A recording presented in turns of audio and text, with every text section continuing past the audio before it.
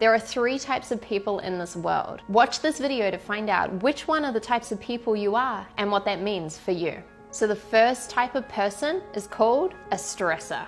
The stressor is determined. The stressor wants to get to this goal. They start taking action, they start moving towards their goal, they start saying, okay, yeah, I'm getting closer. And then at some point, they hit what we call a plateau. So what do they do in order to move to the plateau? They stress out. They literally go, oh my God, okay, how do I do this? Should I try this? Okay, maybe I try this. Okay, let me try this way. Okay, everyone else, get out of my way. Eventually, they have a breakthrough. So they're off again and they're off on their journey and they're working really hard until eventually they hit another plateau. They repeat the pattern and they continue to stress out. Now, the good thing about the stressor is that they have a lot of perseverance often, so they do actually achieve their goal. Yet, if you're a stressor and you're seeing this pattern within yourself right now, ask yourself, is this really the most sustainable way to live your life? So the next type of person is called the dabbler. And so just like everyone else, the dabbler takes massive action and off they go. They start going for it, they start getting closer to their goal, and then eventually what happens? They hit a plateau. Now, here's the thing, the dabbler does something a little bit different to the stressor.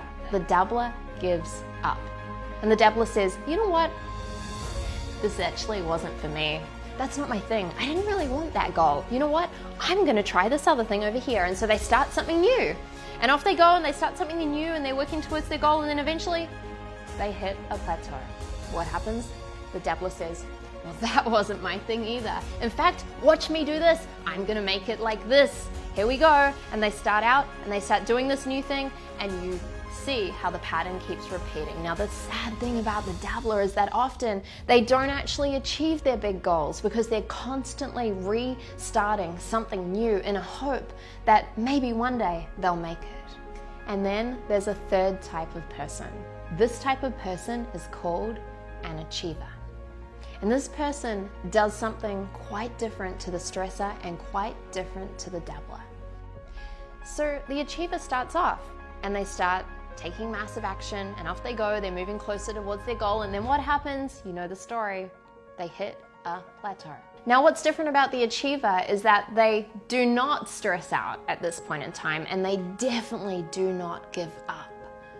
The achiever does something different here. Step number 1, the achiever firstly stops. They stop. Secondly, they reconnect with why they want to get to this big goal. It's in those moments of the plateau that they reconnect to the big reason that's actually driving them to the goal.